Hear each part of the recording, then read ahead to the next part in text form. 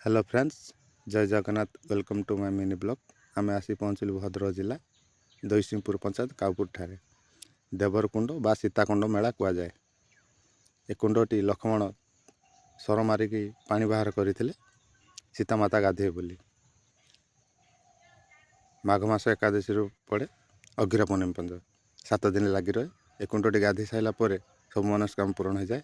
राम मंदिर भी अच्छी, आपण मैंने वीडियो मध्य देखु। राम सीता लक्ष्मण